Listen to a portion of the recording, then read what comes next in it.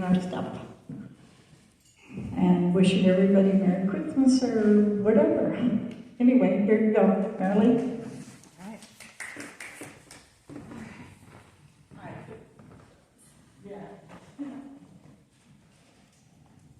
Alright, so as my last official act as VP, I get to introduce Larry Danek. Our first reader. Come on up, Larry. That's it? That's it. Thank you. I have to explain that I have this problem when I have to talk in front of people in a group. It started when I was in grade school, so I haven't been able to change it for a number of years. So I'm going to read this off. I just typed this up on Wednesday. I'm going to read it off slowly so I don't get it too messed up. All right, so, and it's called Old Man. It's partly story, partly poem, partly history, partly biography, and part of my life in print. It's been a long ride as I reach into my 80s, wondering how this will look to those who read it. I look in the mirror and see the lines of years gone by. My medical history leaves little doubt that the era has left its mark. The generations before passed on at a much earlier age from hard work and poor medical advice. I know that genetics has a lot to do with how long one might live. My family history doesn't go that far. I watch my hands as I put on a shirt and try to button it from top to bottom. My fingers are thin and the knuckles are big, as a little arthritis has crept in.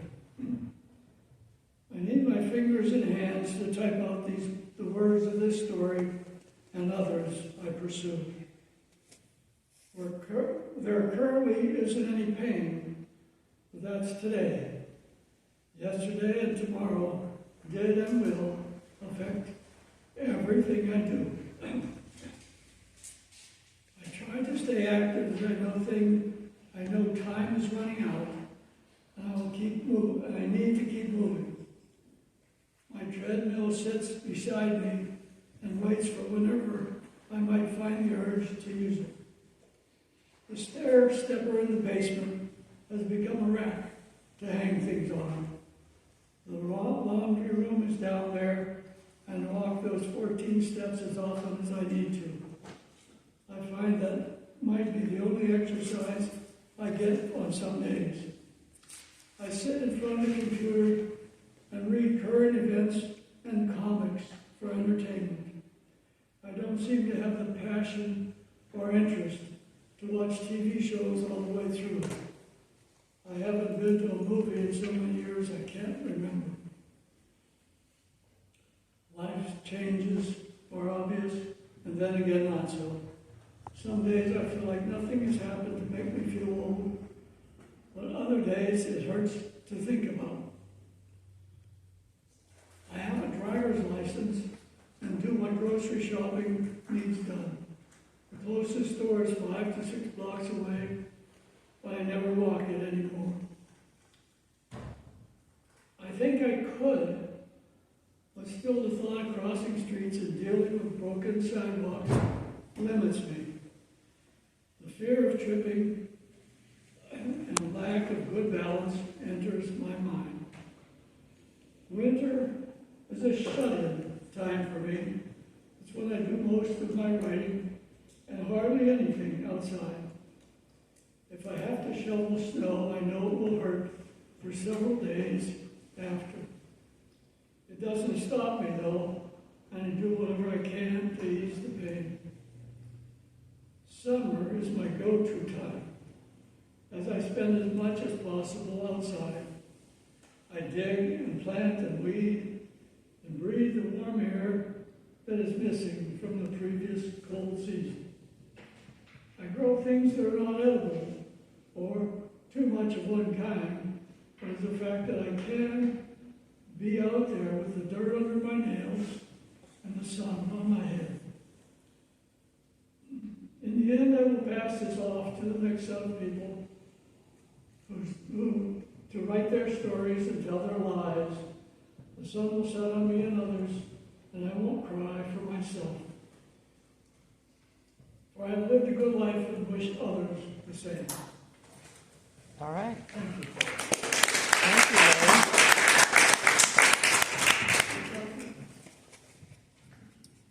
Our next reader is going to be Sue Eller.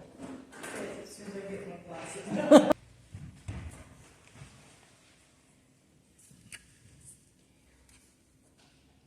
Okay, I didn't know quite what to read. So I went and dug out some of my old files, and this one said short stories. So I thought, okay, perfect. And then I read it. And this, written sometime before the year 2000, was the inklings that became The Taming of the T-Bird, my second Emily Trace book. I didn't know it at the time. So here we go. Time travel. I, of all people, should have seen it coming. After all, I'm a reporter for the local newspaper. I get paid to notice things, to pick up on details. Even small town journalists have to do that. About a week ago, I was driving home along a lonely stretch of State Highway 27. It was after 11 at night, and I had just finished covering a town hall meeting a half-hour's drive away. One of the council members had been particularly long-winded. I think he's up for election this year. The car stereo was blasting to keep me awake, and I was keeping an eye out for deer when my headlights went out. Even though I could probably navigate the whole 25 miles blindfolded, I'd driven it so much, it gave me a thrill. Not the kind you really want. By the time I got slowed down to 55 and was just beginning to wonder if I was still in my own lane, I came back on, just like that. Since I was coming into the town just north of my own, I found a place to pull up. I put it in neutral, set the brake, and got out. My knees were still a bit wobbly, but I needed to walk around for a while. A short session of pacing helped calm my nerves. Believe me, the rest of the way home, I drove slower. The next day, I took the car into the local mechanic. 2 hours and $78.65 plus tax later, he couldn't find anything wrong. Since I didn't have another evening meeting for a few days, I put the problem in the back of my mind, where it escaped into the depths of my subconscious. It would never have been heard from again, except that the headlight incident made an encore performance. This time, it lasted long enough for me and my T-Bird to wander perilously close to the ditch. What struck me more than imminent danger was the location. It seemed to be precisely the same spot where the lights had gone out a few nights before. I coasted down the hill into town, noting my position when the lights began working again. I found a place to turn around and retraced my route. As I suspected, I had no lights from a point about 2/3 of the way up the grade going out of town, north, until I passed a cut in the hill on the other side. The next town, north, was only 10 minutes away, and I was no longer sleepy. I found a phone booth and called home to say I had car trouble and I would be later than usual. If something fishy was going on, I didn't want to let on that I suspected anything. A healthy imagination and a slight case of paranoia are required of anyone in the newspaper business. And that became Taming of the T-Bird.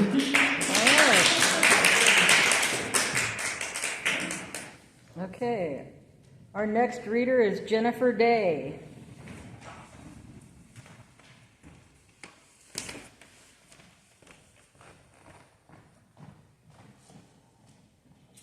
Thank you all very much. Can you hear me? Yes. Okay, first time with the mic. This is a short story for the family's brand new first grandnephew, and his family has a little black cat named Charlie. So the story is The Little Black Cat and the Moon. And my grandnephew's name is Mikhail. It was the middle of the night, and Charlie, Mikhail's little black cat, was bored. Bored, bored, bored. She chased her own tail twice, galloped after, cornered, and caught her favorite well-chewed paper ball, sharpened her claws on the scratching post and couch, washed both ears, but Mikhail, bundled under his blanket, just slept and slept and slept. No one was awake but Charlie, and she was bored. Charlie curled her smooth black tail around her small black paws and stared out the living room window. Caught in the winter bare branches of the maple tree across the street, a luminous round moon glowed. Charlie's tail twitched. That moon ball was big and round. She bet it would roll fast. Catching it would take long leaps and quick turns and clever wits. A challenge that was just the right size for a strong, quick, clever cat like Charlie. Without a second thought, Charlie leaped down from the windowsill and slunk her way out of the house through a secret slot she would never tell. Outside, the moon was perched in the maple tree's highest branches. Charlie slipped up the tree, a swift black shadow. At the top, she balanced at the end of a narrow, swaying branch. She raised one small black paw to bat the moon ball down, but the moon caught a lift on a passing cloud. It was now even higher up, all the way up in the sky. Undeterred, Charlie crouched down, wriggled her rear end, then, with the longest leap of her life, sprang towards the cloud. Her front paws caught its edge, her rear paws scrabbled against its soft underbelly. With a neat flip of her tail, Charlie was up on top and running after the moon, which hid behind a flotilla of clouds. Charlie bounded over the cloudscape, hunting the moon. But something was hunting Charlie. Out of a nearby cloud sped a single gray cloud dog baying away. Then came more and more and more, all yammering after Charlie, who stretched out a flat black streak flying across the clouds. Charlie could feel the cloud's cool cloud breath on the tip of her tail. With a prodigious leap, she landed on top of a nearby cloud cliff. The bevy of leaping, snapping cloud dogs surged below her. Charlie puffed out her fur. A growl grew from the bottom of her belly, louder and louder and louder. Growl! No one was going to get between her and her moonball. Every single cloud dog swallowed their bark. The very youngest, just a pup, looked hard at Charlie, fluffed big as a bear. He decided he would rather chase cloud squirrels instead. And look, there one went. With a joyous yip, the cloud pup dashed after it, and the rest of the pack happily joined in. Charlie calmly smoothed her fur back down with a well-placed lick, then set off again after the moon. She sped past gray cloud banks heavy with rain, daintily forded a narrow cloud stream, bounded over hills of cloud blossoms, and stoutly refrained from chasing the cloud bees. Finally, Charlie spied the moon peacefully resting in a low cloud valley. Step by silent step, Charlie crept, closer and closer and closer. With every step, the moon grew bigger and bigger and bigger. It was as wide as the sky and as high as your dreams. Charlie paused. She sat up straight and curled her smooth black tail around her small black paws. This moonball was too big to bat around. It was so big it could squash her flat. Charlie's tail flicked. She was sorely disappointed to lose her moonball. She wet a paw and washed her face, thinking hard. An ancient silvery voice rumbled near her ear. It sounded both dry and cool, like cobwebs mixed with moonbeams. "Hello, little black cat." Charlie stopped washing and looked up, up, up. The luminous white moon mountain stared back. "You've followed me far and wide, high and low. You must have a reason. What do you want?" Charlie felt a little foolish now that she had caught the moon, only to find that the moon wasn't at all what she'd expected.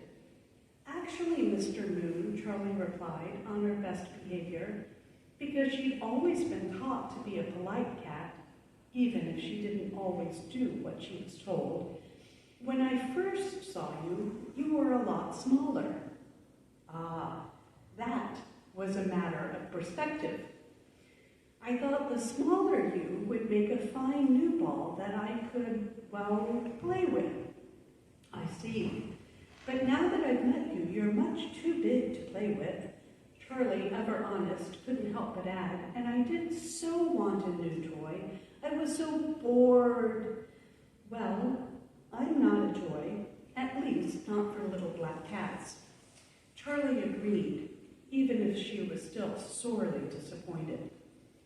The two of them sat and pondered over the problem, the huge old moon and the little black cat. "You know," the moon started to say. He was a little nervous. After all, he was very old, and it had been a very long time since he had conversed with such a young cat. "What?" asked Charlie. "We could do something else." "Like what?" "Well, I know a lot of stories. I have been around the world a time or two, you know." "Have you now?" Charlie asked, intrigued. "Just the other night, I saw the most amazing sight." "Did you now?" Charlie tucked her front paws comfortably under her chest and curled her tail snugly around herself. "I'd be most interested in hearing more," she purred. And with that, the two new friends settled down to share a tale. When Micaiah woke up the next morning, he found Charlie snoring, nose pillowed on paws, next to the living room window. If Micaiah asked, and more importantly, if Charlie decided to tell, Micaiah would find out that Charlie visited the moon often. When Charlie growled in her sleep, more likely than not she was chasing after cloud dogs. Or when Charlie stared into space, she often would be dreaming up her next story to share with the moon. And if Micaiah asked very nicely, Charlie might just share a story or two, handed down from Mr. Moon himself. But that is a tale for another book.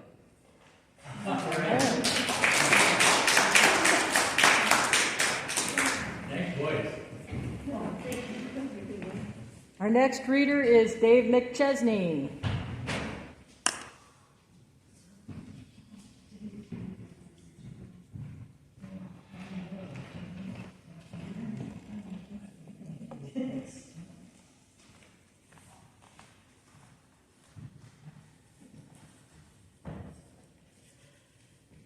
Hello.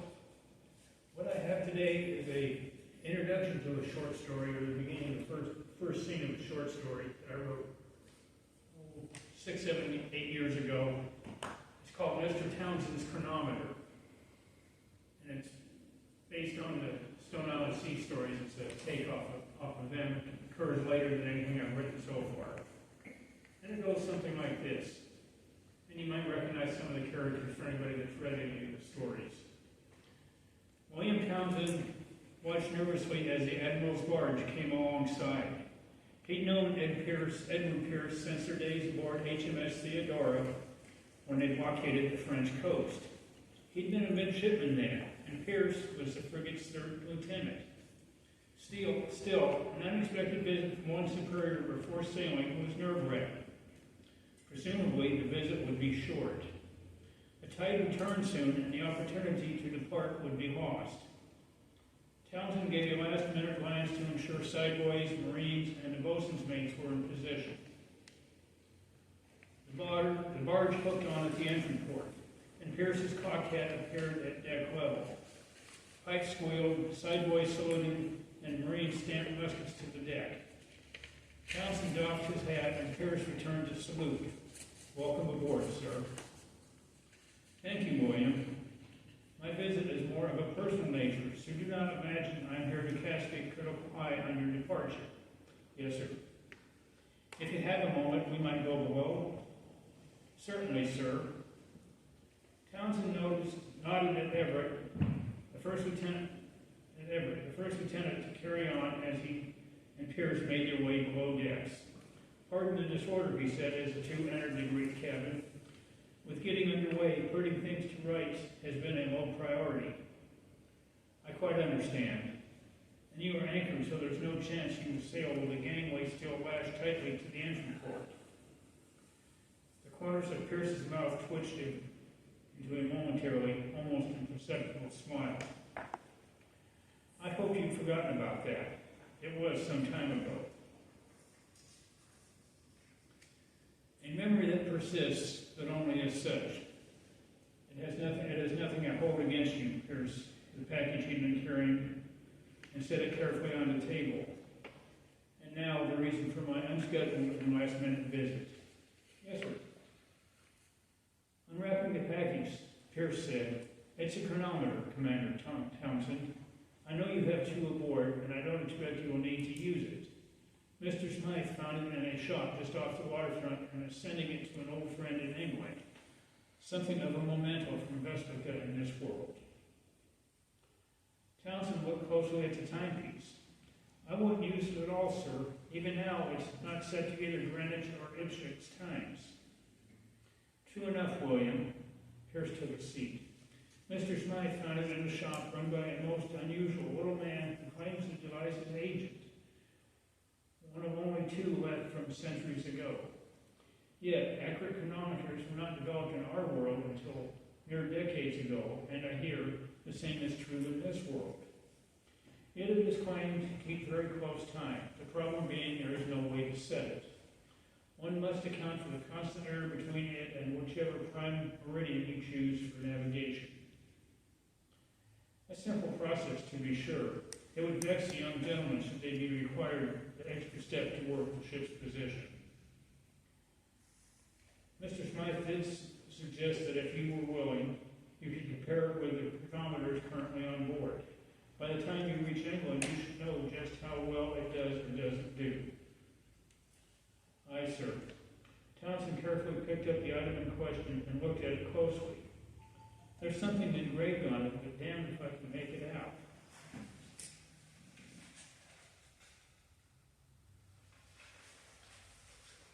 No one seems to know what it says, if anything at all.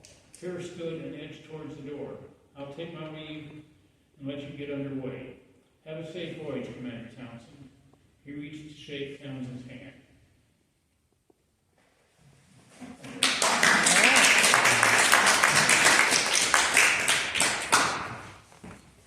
Our next reader is Caryl Brisco-Micas.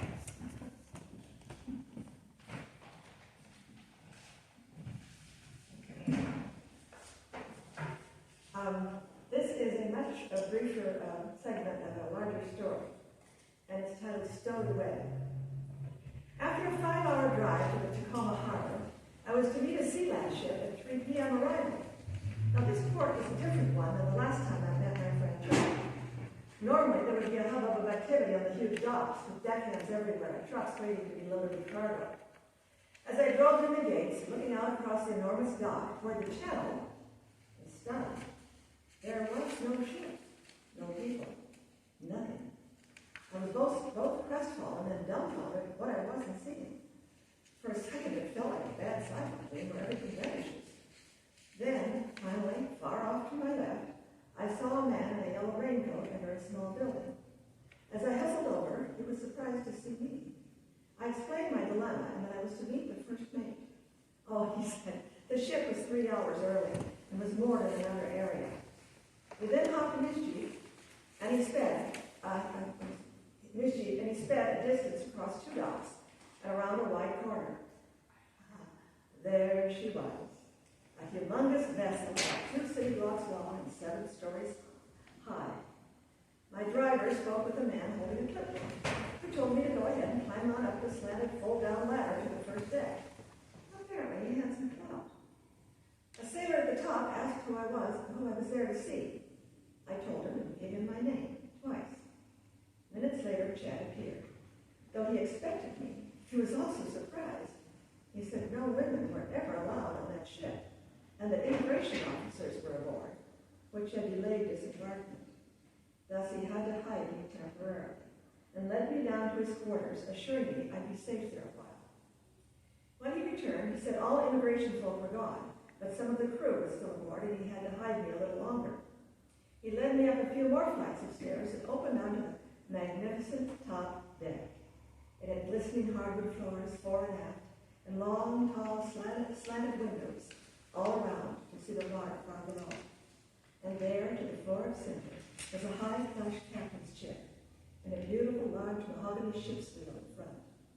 Chad said to make myself comfortable and that I'd be undetected there while he finished some paperwork. Now alone in the captain's chair, on a ship I wasn't supposed to be on, I felt like a privileged stowaway. It was a rare moment to savor, awestruck by the view of the sky and 360-degree vista of the sea below. The sun had come out, surrounded by white velvety clouds. What a glorious sight. Birds flew past the window at eye level, which made me smile. How fortunate I felt to have such a rare experience as this.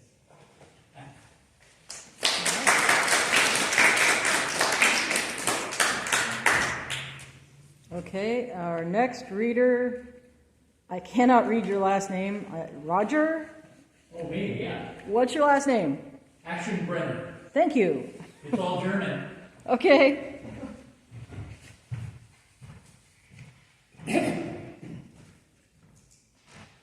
Well, I've got a couple of poems.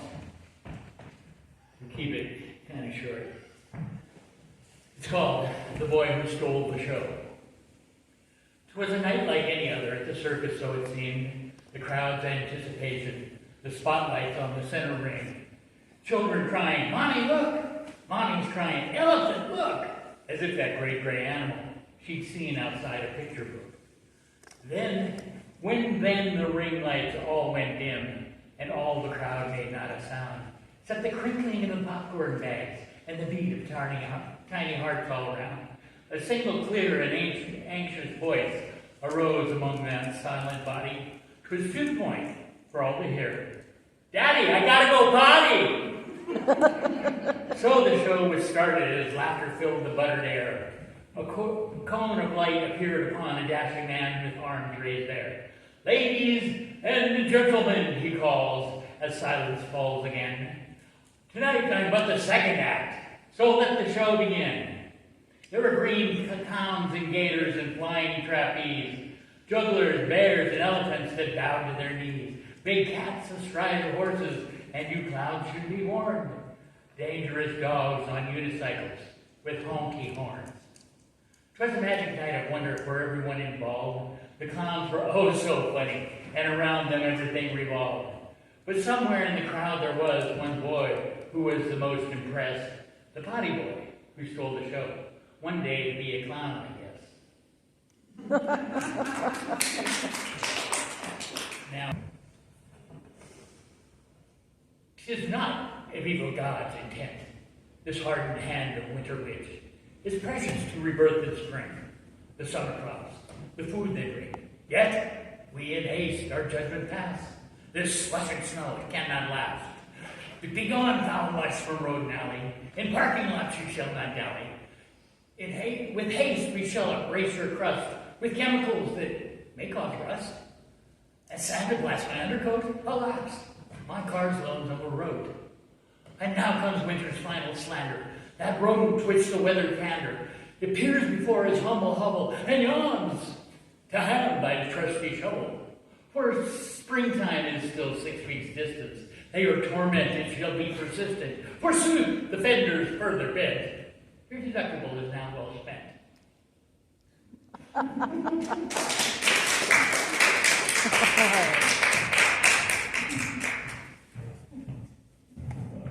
Our next reader is Linda Sonnetag-Noble.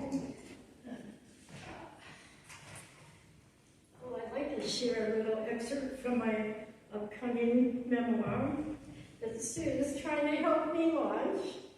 And it's just a little, it's about when I went to the all-girls Catholic school, 1968.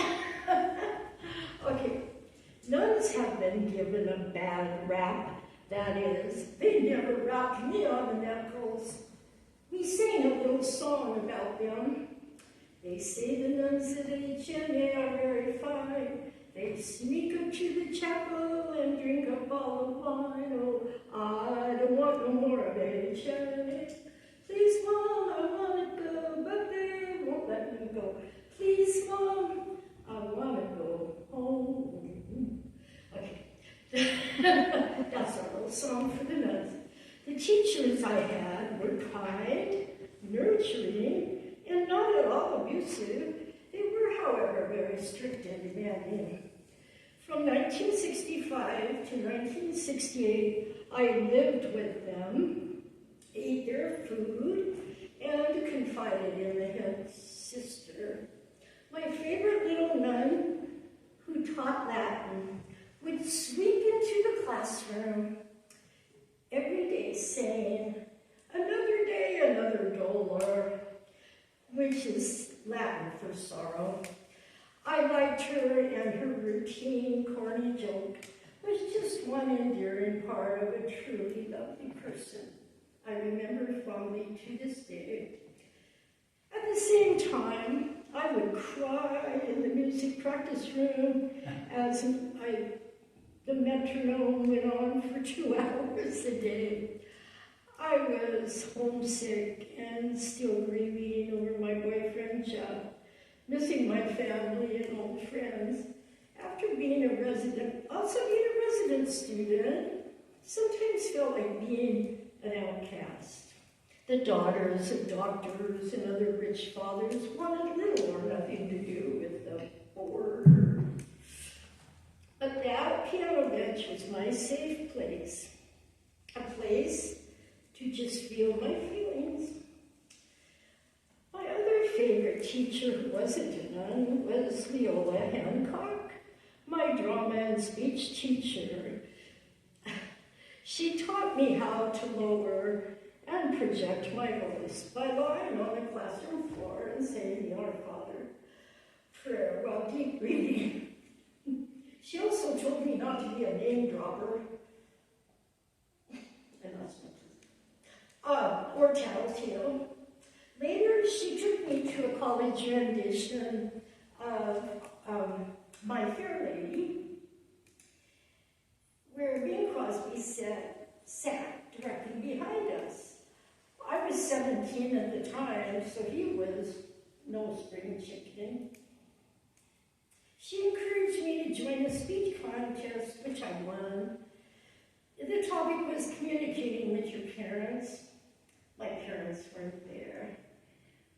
Mrs. Hancock was one of the most influential people in my life. I didn't follow her advice about name dropping, though. I am to this day probably one of the guiltiest name droppers of all. Despite my loneliness, I managed to memorize Claire de Lune by Debussy, which in French means Light of the Moon, and played it in its entirety in a recital. Mom, Dad, and my brother Steve came to that, which made me feel better for a while. I was less lonely. And then one day, my other favorite little nun came along. My geometry teacher told me I was going to be tapped, meaning I was being chosen by the National Honor Society. This little nun wrote all her students' names in a small ledger and prayed I am sure that helped when I blacked out in one of her classes, either from test anxiety or all the Valium my dad was sending me. I wouldn't exactly say that I've been transformed into a fluffy parachute of joy, which, while I was at Holy Gamers, but I had done well enough to fly from there and land amid the trees and red brick towers of Gonzaga University. I just have one more little poem, okay, you guys. The greatest gift is Jesus. His peace you will not find in shopping malls, department stores, or things of the worldly kind. His greatest gifts of peace and joy, found in that lowly baby boy, will only reach your heart when you pray. Then you won't miss the true meaning of Christmas Day. Born in a lonely, cold stable, not a king like the world expected, still he's able to hear every prayer, heal every wound. Oh, and to your heart, he's coming soon. That's it. All right.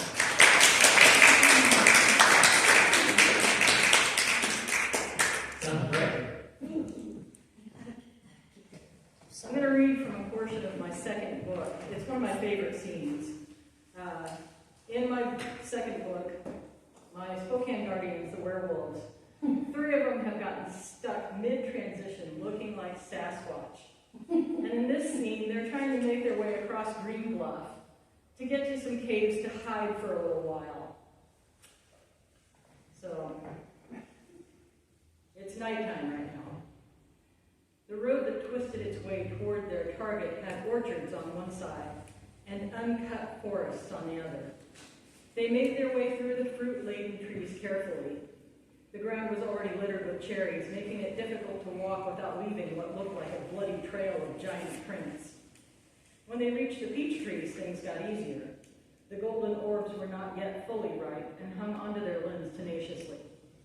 Upon reaching the end of the orchard, Safe handed his water jug to Miranda and scooted on his belly in true military fashion until he was right next to the road.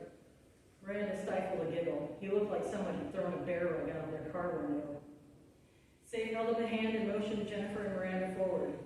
They were about to step out from the cover of the fruit trees when Safe's hand suddenly closed into a fist and he dropped it to his side. The 2 females fell back just as a car's headlights splayed out over the orchard and wound their way down the hill toward them. Jennifer and Miranda huddled, unmoving, until the lights passed by without slowing. When the last vibration of the car's motor faded into the distance, they looked to where Safe had been by the side of the road, intense. He was nowhere in sight. They stayed hunkered down, whispering as softly as possible back and forth. "Did you see where he went?" Jennifer asked. "I didn't see anything. I closed my eyes." "Oh, crud muffins," Jennifer breathed. "What are we?" A soft, excited hoot drew them out of their mere panic, and they turned to see Safe on the other side of the road, waving wildly at them to join him. "Oh, thank God," Miranda sighed. "Ditto," Jennifer said as she grabbed Miranda's hand and ran with her across the last of the field, up over the road and into the shelter of the forest. Safe greeted them with a grin and accepted his jug from Miranda. "Sorry if I scared you, but when the car's headlights swept over the orchard, I took the opportunity to jump the road and hide over here." Jennifer reached over and smacked him on the shoulder. "Apology accepted, but for the love of Southern-style s'mores, you scared the life out of me. I mean, us. You scared us." Safe seemed not to notice Jennifer's blunder, but Miranda did. Keeping her smile to herself, she cleared her throat. "Let's get to that cave. Safe, will you take point again?" He nodded and began to pick his way through the trees as silently as possible. Jennifer's eyes shot toward Miranda with embarrassed suspicion, but Miranda just winked and gave her the slightest of nods. Appeased, Jennifer motioned Miranda to go ahead of her, and they once again resumed their trek. After another 10 minutes of walking, they made it to a spot across the street from the house above the cave. Now all they had to do was cross the road, jump a fence, cross a bit of yard, jump another fence, run across a small field, and hug the hillside until they found the cave. Easy enough. One by one, they tiptoed across the street, regrouped by the chicken statue, and jumped the first fence. They made their way as quietly as possible across the yard to the next fence and paused to assess the area. Unfortunately, the wind was at their backs, and they were so engrossed in maintaining their silence that they jumped the second fence before they realized it was a sheep pen. A small herd of sheep, guarded by 2 llamas, huddled in one corner of the large enclosure. The trio exchanged surprised glances, then shrugged. Sheep and llamas were sweet, cuddly animals, right? The answer to that came quickly, and it was a resounding, yeah, not so much. They had only made it a few steps in when the llamas began to make strange, breathy huffs and sidle sideways, using their bodies to push the intruders away from the flock. Safe, not wanting to hurt the creatures, put on a burst of speed. Apparently this was the wrong move. The 2 llamas took off after him. Jennifer and Miranda tried not to laugh as their companion ran a zigzag pattern, hoping the llamas would lose interest in him. Movie idea, Jennifer whispered to Miranda as they jogged along behind their embattled packmate. Dances with llamas. Miranda chuckled softly and shot back with, how about the fast and the furriest? Both women muffled their laughter behind their hands, but their humor died quickly when the smaller llama emitted a loud, high-pitched, pulsating squeal. It dropped back to stand protectively between the 2 female squatches and the cornered sheep. When Jennifer and Miranda continued to move across the enclosure, the entire herd took up the call and began bleating loudly. The larger llama, ready to end Safe's perceived threat, made a strange hopping move and barreled into him. His big feet entangled with the llama's, Safe stumbled, fell flat on his face, and slid to a stop at the fence line. The llama took advantage of the situation and began to kick and stomp on any part of the male Sasquatch it could reach. A little help, please, Safe hooted. Jennifer and Miranda ran to rescue their friend, glad the smaller llama stayed with the herd. Working together, the women managed to insinuate themselves between their fallen packmate and the enraged creature long enough for Safe to regain his feet. As soon as he was upright, a gunshot split the night. All 3 guardians froze. They could see the property owner as he fumbled with his rifle near the front door of his home. He mumbled about those dang coyotes and his son always moving the dang flashlight. With no time to lose, all 3 guardians hopped the last fence between them and the orchard and raced for cover. Safe looked back long enough to witness the herd running back and forth inside the pen, obscuring any tracks they may have left.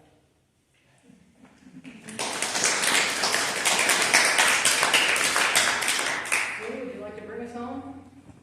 Sure. Okay, thank you everyone who read, and the rest of you for being here too.